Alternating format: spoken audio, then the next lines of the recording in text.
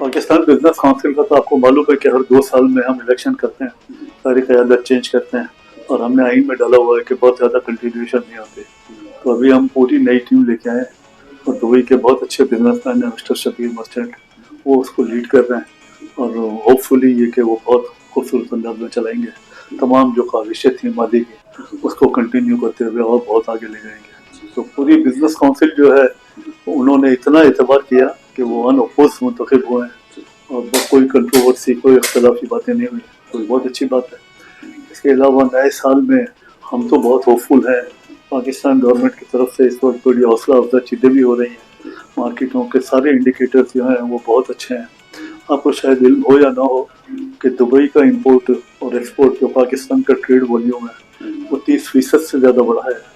तो हम तो जो अपनी छोटी मोटी काविशें हैं वो करते हैं, लेकिन अल्लाह की मेहरबानी से उससे कबूलियत भी हुई है और हमें कामयाबियाँ भी हासिल हुई।